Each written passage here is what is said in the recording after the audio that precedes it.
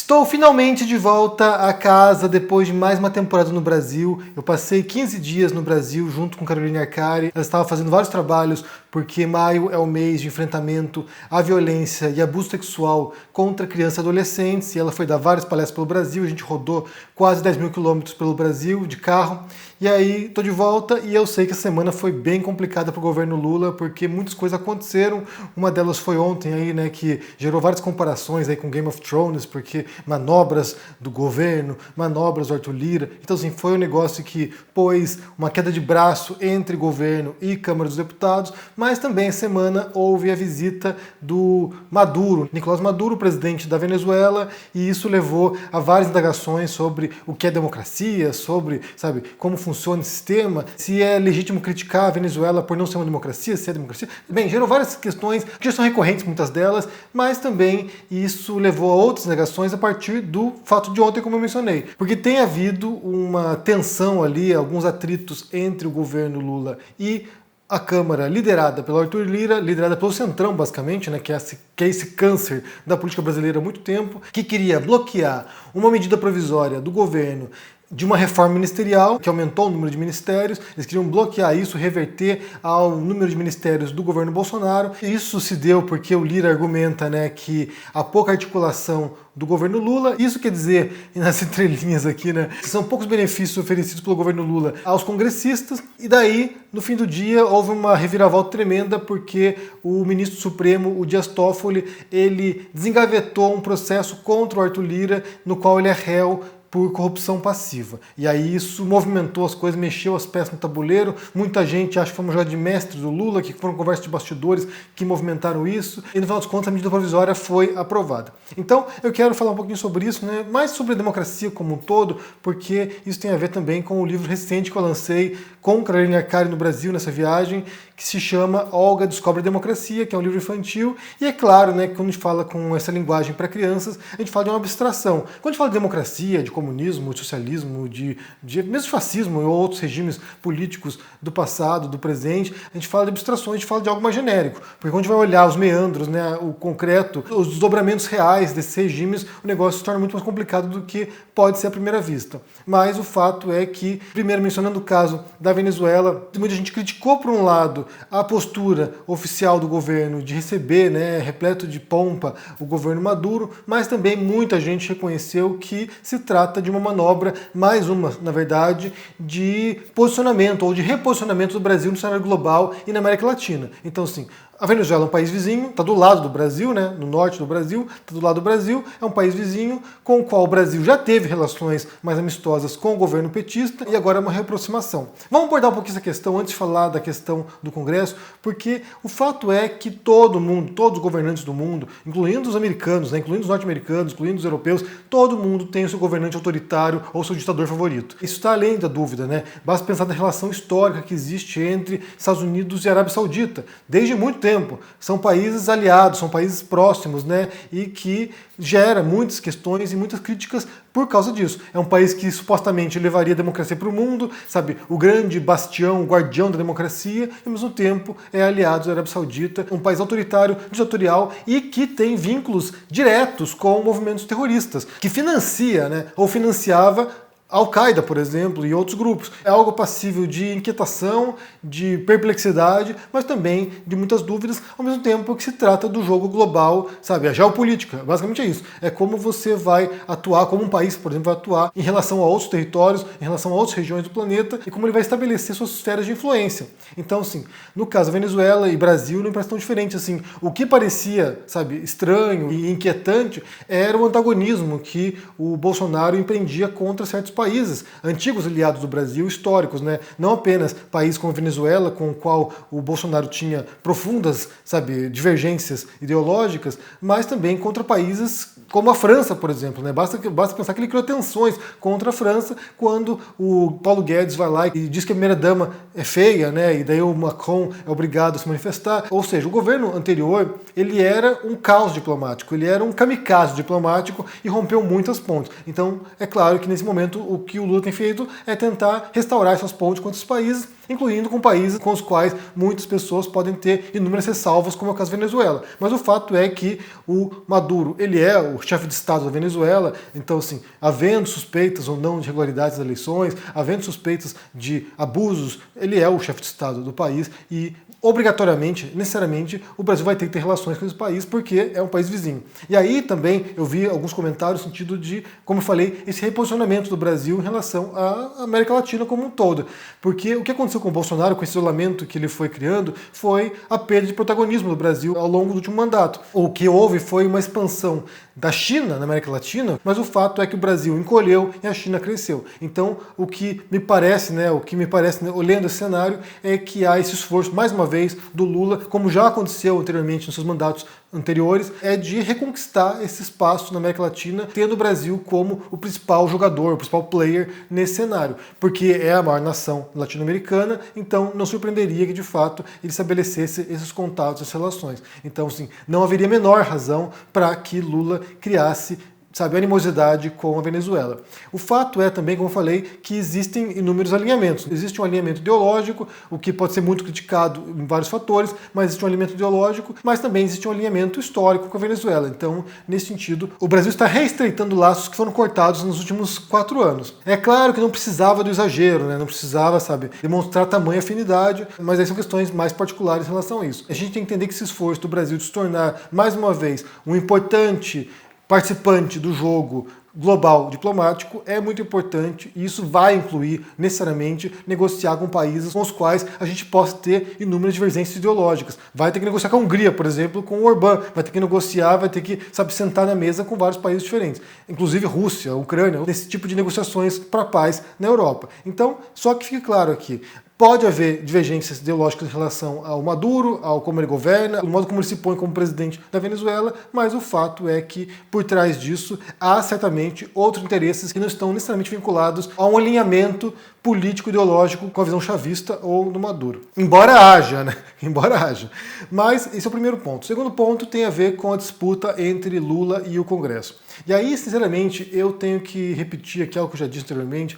Quem achou que o governo Lula seria um passeio no parque estava totalmente no mundo de delírio, no mundo de unicórnios e fadas, porque eu sabia, acho que muitos de nós sabíamos, que não seria fácil.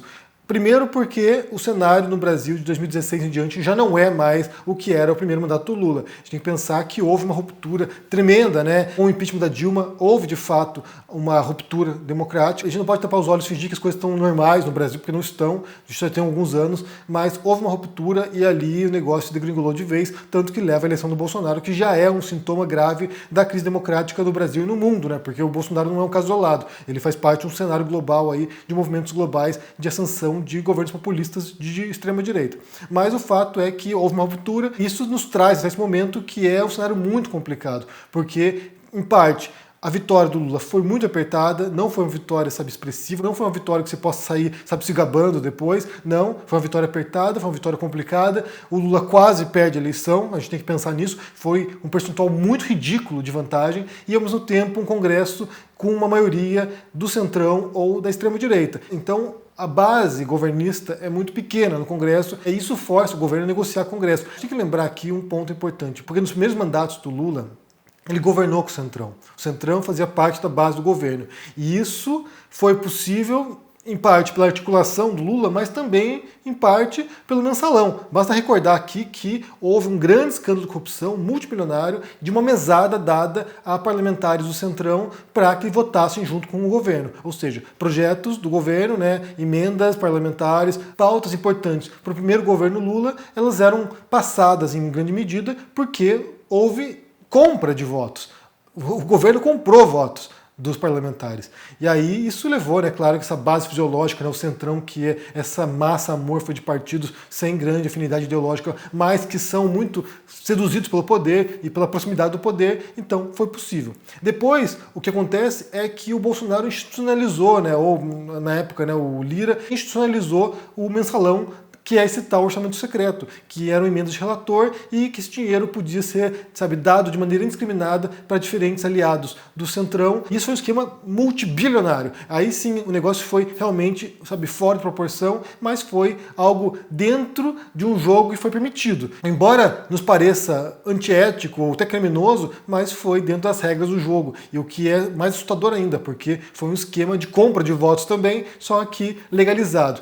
E aí o que acontece é que quando o Lula entra, ele aparentemente tentou segurar um pouco as pontas e não fez tantas concessões assim ao Centrão e ao Congresso. E aí ele vai lá, monta ministérios mais puro sangue ou mais próximos do Lula, e isso gerou insatisfação, porque o que acontece, aqui a gente vai para o mundo real da democracia, né, saindo do jogo idealizado, da representação do povo, das vozes dos participantes do jogo, que é aquilo que a gente esperaria da democracia, mas no mais mundo real o negócio é mais complicado. Aí você entra nessa disputa, e na verdade para você poder governar e poder ter, sabe, essa articulação com o Congresso, o que acontece é uma troca de interesses. Então muitas vezes o governo oferece ministérios para certos partidos, para que esses partidos se alinhem ao governo e votem junto com o governo. Então assim, agora é o que o Lula vai ter que fazer, né? Ele vai ter que oferecer aí alguns ministérios, alguns postos importantes, não ministérios, mas também estatais, para poder aplacar a sanha de poder e dinheiro desses partidos. Também ele virou uma verba bilionária para emendas parlamentares. Então, assim, o negócio foi, de fato, injetar grana, injetar dinheiro no Congresso para que os congressistas comecem a ficar um pouquinho mais maleáveis e ajudar o governo. Esse fenômeno não é exclusivo do Brasil e nem sequer, sabe, exclusivo desse momento particular no país. A gente tem que pensar, por exemplo, né, no governo Obama, no segundo governo particularmente, quando o Congresso também tinha maioria de oposição, também era hostil ao Obama, e eles usavam um recurso chamado filibuster, que traduzindo pode ser obstrução, basicamente, né? Eles obstruíam todos os projetos, ou quase todos os projetos que vinham da base democrata. E aí o que aconteceu foi, por exemplo, só pensar no caso aqui, o Obama tinha o direito de indicar um juiz para a Suprema Corte norte-americana e durante meses e meses e meses o Congresso vetou pautar a aprovação do juiz indicado para que isso ficasse para o próximo governo. E aí, quando o Trump se elege, quem põe o juiz na Suprema Corte é o Trump. E é um juiz conservador e que isso vai levar, por exemplo, né, em médio prazo, a reversão do Roe versus Wade, que era uma decisão judicial que havia permitido o aborto legalizado nos Estados Unidos, por exemplo. Só para pensar aqui nas consequências disso, né? Então, assim, durante anos, o Congresso norte-americano foi bloqueando, foi obstruindo as pautas do governo Obama. Então isso acontece. E aí que entra a lógica de você, quando for votar, né, de pensar em quais são os congressistas alinhados também ao seu voto presidencial. Não adianta muito você votar num presidente de esquerda e num deputado, por exemplo, de direita, porque esse deputado aqui vai antagonizar o seu presidente e vai dificultar a vida dele de modo que ele não consiga governar direito. Então o que tiver agora é justamente esse cenário. É o governo lulista, de esquerda, sendo obstruído, sendo chantageado ou tendo que, sabe, fazer manobras para poder enfrentar, na verdade, um congresso de direita, majoritariamente. E muita gente tem lido a disputa de ontem como uma grande vitória para o Lula. Eu também não acho que foi uma grande vitória para o Lula. Do mesmo modo que a eleição não foi uma grande vitória. A eleição foi uma vitória. Foi, de fato foi. Mas ontem ali demonstra justamente como o negócio está complicado e como será complicado de agora em diante. O negócio não vai simplificar. Não gerem a ilusão de que será como foi no primeiro mandato ou segundo mandato do Lula. Não será. Será muito complicado e as forças reacionárias estão o tempo todo se infiltrando e tentando buscar mais espaço. Então, assim, a gente tem que ficar muito alerta porque eu já cantei essa bola anteriormente, mas acho que vale repetir. A gente pode sim esperar um retorno de extrema-direita no futuro próximo no Brasil. Esse jogo não acabou, esse jogo ainda está rolando. Em outros países do mundo o negócio também está complicado. A gente pode ver tomada de poder em outros países por governantes de extrema-direita. Então o negócio ainda está acontecendo. A disputa se dá nas redes sociais, a disputa se dá nos parlamentos, a disputa se dá no Brasil agora e a gente tem que ficar de fato atento porque o negócio é complicado, continua complicado, o jogo político global não é mais o mesmo e isso é uma realidade que a gente tem que encarar com bastante frieza. Bem, quero saber o que vocês pensam sobre essas duas histórias. Primeiro, sobre a visita do Maduro no Brasil, a recepção oficial do Brasil ao Maduro, como é que você vê isso aqui?